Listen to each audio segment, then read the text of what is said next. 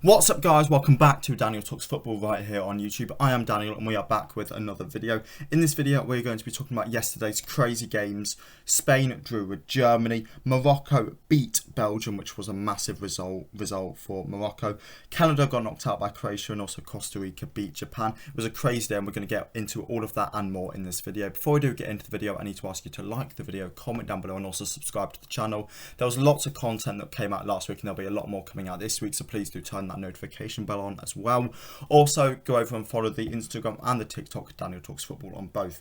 Right, let's start with Spain versus Germany. Now, there was a long time where I was thinking that I was going to actually be saying, Germany are getting knocked out and there's no chance of them going through in this video. They did pick up that point and that's meant that they do certainly have more of a chance, especially with Japan playing Spain on the final day. It means that obviously if Germany were to win and Japan were to lose, which I think we could all foresee, especially after they lost to Costa Rica today, that would mean Germany would go through. However, there is still a big chance they do go out here, and well, they've only got themselves to blame. Alvaro Morata scoring for Spain here is just absolutely shocking. I mean, this is a guy that's been used for money laundering within football. I mean, you look at his transfer history. He moved to Chelsea from Real Madrid for 66 million. Then he went to Atletico Madrid on a loan. Then he went back to Chelsea. Then he went to Atletico Madrid permanently. Then he went to Juve on loan. Then he went back to Atleti. This is a guy that nobody wants because he can't finish. Yet for some reason Germany have allowed him to score against them here. It's appalling. And you look at it and it just shows how much. I don't rate Morata. I think he's an awful player in all honesty. But you look at this and I'm just a bit like, well, how are Germany this bad? They're supposed to be a good side. There were so many times in this game where I felt that Germany did just need a finisher. So many chances where if they had Robert Lewandowski, they could have easily won this game by 4 or 5. They've got so many great attacking creative players, people like Müller, people like Musiala, Sane, Gnabry. Yet they just can't seem to finish. I mean, if this Germany side does go out, it's an outrage. You look at some of the excellent players they've got. Musiala, as I've already mentioned. Müller, Gundogan, Kimmich, Goretzka, Rudiger, Sule, Neuer, Klostermann, Schlotterbeck, Adeyemi, Makoko, Goetze, Havertz. All these excellent players, and this could be a side that's genuinely getting knocked out of the World Cup. I was ready to come on here tonight and sort of slate Fulkrug, say that he wasn't good enough for this side and that once again Hansi Flick's substitutions were poor, which I do feel like they were. If I look at them, Niklas Fulkrug should not be your first attacking change. I know you brought on Sane at the same time, but he shouldn't be the guy you're bringing on. If I look at who they had on the bench, they had people like Havertz, which could have been an interesting change. Bring on Yusufa Moukoko or bring on Karim Adeyemi. I know Adeyemi hasn't scored in the Bundesliga so far this year, so maybe choose Moukoko instead. But don't go for Fulkrug, a guy that was playing in the second Bundesliga last year. He spent half his career in the second Bundesliga. I know he scores goals there, but that shouldn't be your first change in the World Cup. I know he scored, and I know it's wrong to slate a player that's gone on to do well. But that's lucky from Flick. That's not a good decision at all from Hansi. I'm not impressed. I'm not impressed with that change at all. As I say, I know he came on to score, but it was the wrong decision. I know it ends up looking good for Flick, and that's fine, so I can't slate him as much as I want to. But still, I think that's a poor decision. I do want to touch on some of these Spain players, though, especially Nico Williams. He came on for Gavi in the 66th, and I thought he looked absolutely excellent. I haven't seen anything of Bilbao this season, to be honest. But looking at him, his pace is electric. I've heard of him, obviously. I think everybody's heard of Nico Williams by this point. But he looks electric.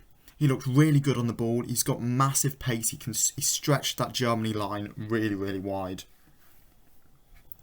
And I looked at him and thought, yeah, he's good. He's going to get I can see him easily getting a move to Chelsea for 50-60 million pounds soon. Because Nico Williams looked really, really good.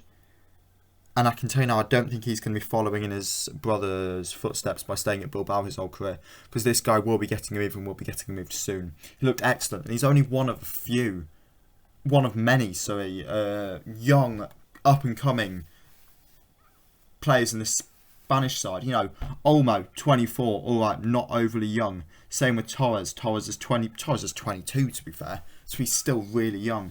Pedri, Gavi.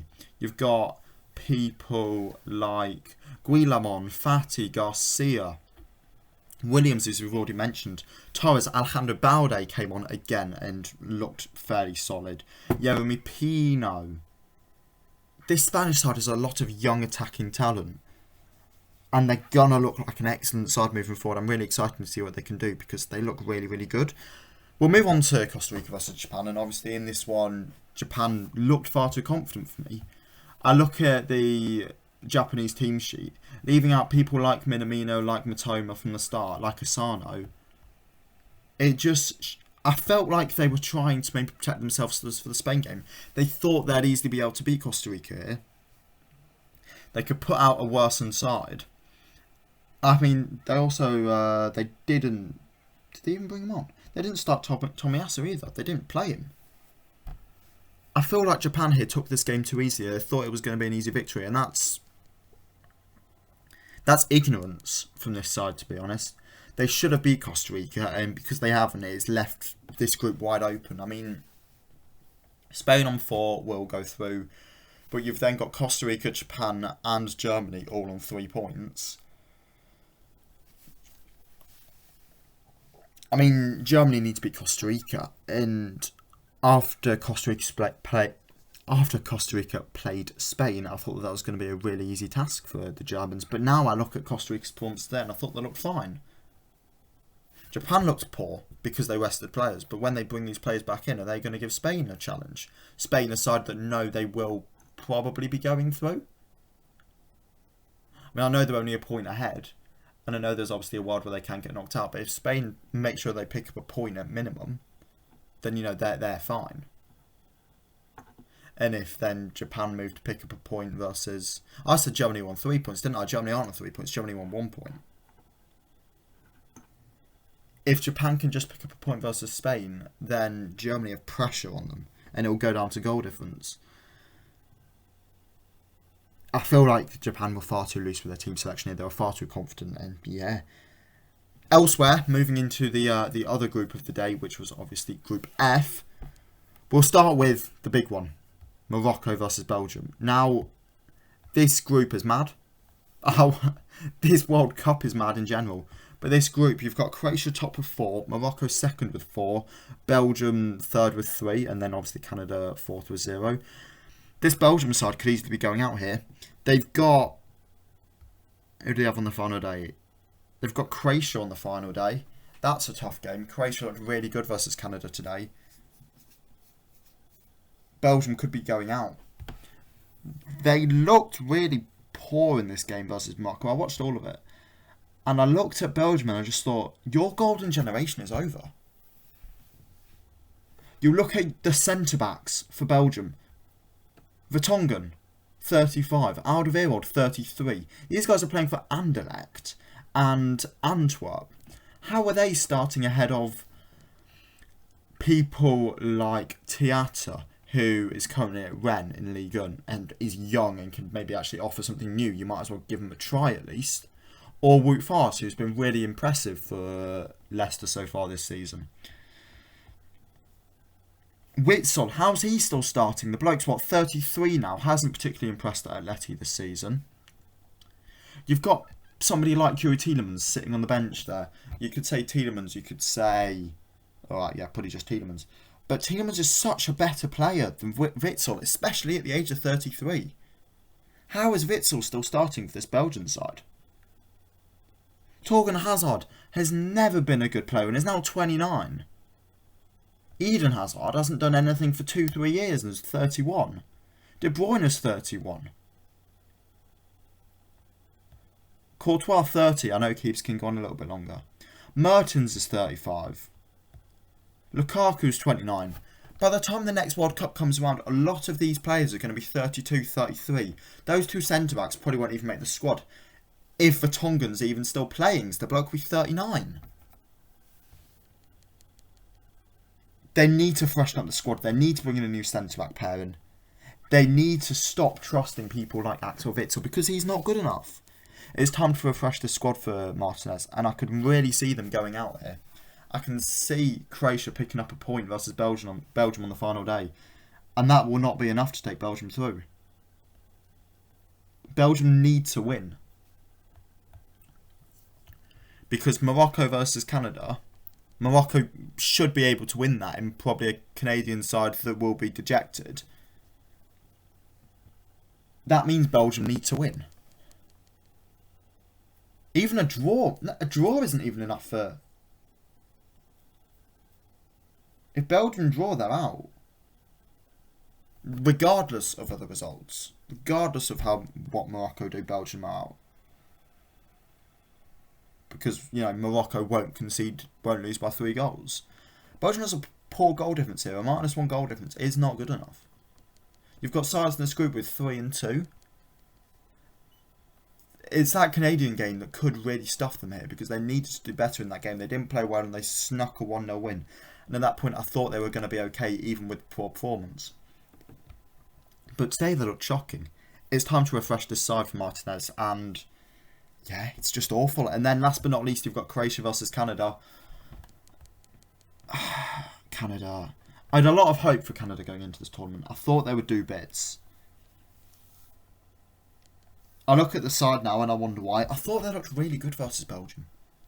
I don't know if that was maybe, the first World Cup game, you've got hype for that, you're excited, let's go and do something. I don't know if it was that. But they looked alright. They were the better side. David looked awful today. I tipped this guy to be sort of, the breakout star of the tournament. There's no way that's happening. David was awful. Alphonso Davies, fine, he got the goal for Canada. But Croatia, this is a side I criticised in the run-up to this tournament, saying their key players were all ageing, which they are. Kramaric is 31, Perisic is 33, Kovacic 28, alright, fine, Brozovic 30, Modric 37. Lovren's still a fairly key player for this Croatian side at the age of 33. Yet, they seem to be alright today and they will qualify. I've got no doubts about the fact that Croatia will qualify. Because I don't think Belgium will beat them.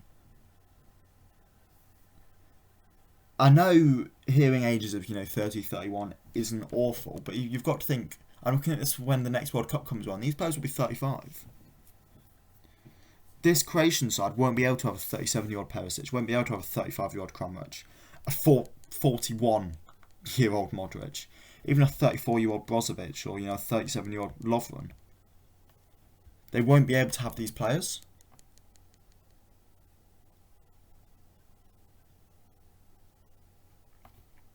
It's rough. It's rough for Croatia. They need to be able to rebuild the squad. However, it was a great performance versus Canada today, and I'll give them credit for that. I'm really excited to see what's going to happen. Obviously, tomorrow we've got the final. Today, sorry, I'm recording this Sunday night. Today we have the final group games of this kind of game week 2. So I'll be able to come out and record a lot of videos, kind of Tuesday, Wednesday time. So expect maybe 1 or 2 videos on Tuesday. Expect maybe quite a few videos on Wednesday, so I'll be able to sit down and record. But hope you've enjoyed this one. Keep rising the channel because there'll be a lot more coming, and I'll catch you all again in the next one. See ya.